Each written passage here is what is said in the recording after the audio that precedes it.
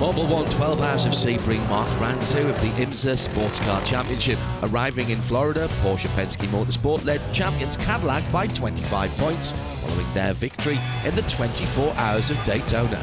Daytona was a great opening of the season, special win for the team, for myself, for the whole program really. I couldn't think of a better way to start the year. So far they've shown that they are, let's say, the quickest car, but we were quite there with them during Daytona. It was a fantastic fight. I think for the fans was amazing. For us, we didn't get to take the Rolex home, but that gives us great confidence that we can come to Sebring and push them, you know, and apply pressure to them. To celebrate Mobil One's 50th anniversary, special golden liveries were on show, and among those GTP and GTD Pro hopefuls, crews had been working hard in preparation for the 72nd running of the Florida Classic.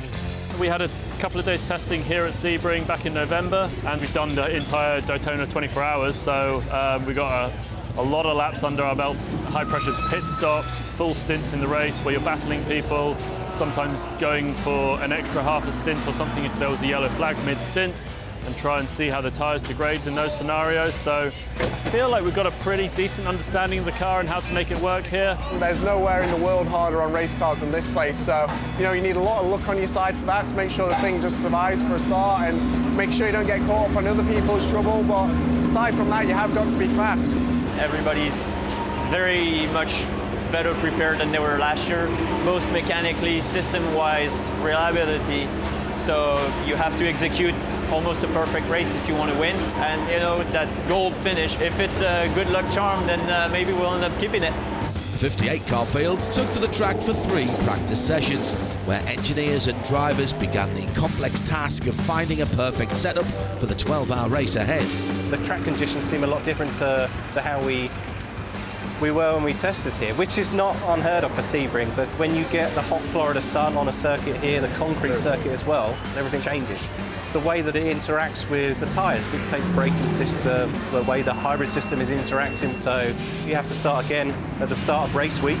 There's quite a big swing from daytime to finishing in the night, so trying to sort of get the ideal package of something that's comfortable to drive in the heat of the day where it's very difficult, but at night the downforce comes up, pace picks up a bit.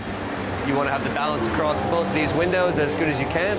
It's a very difficult track on man and machine, so you want to have a good car throughout the whole race to avoid problems, to avoid crashes, to avoid things that could potentially disturb your race. It's been good so far. Let's see how the night practice goes.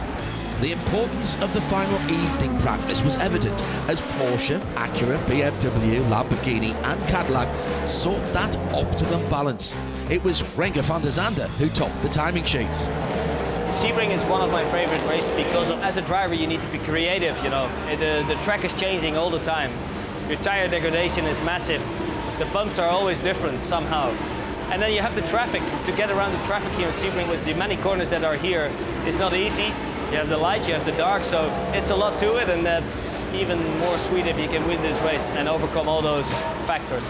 The qualifying session promised an epic race ahead as class champions Vassar Sullivan Lexus took pole in GTD Pro, while the champion number 31 car came out just ahead of its sister Cadillac in GTP. We hope that Porsche does not show as much pace as they did at Daytona, but we've been working hard in our side of the garage as well.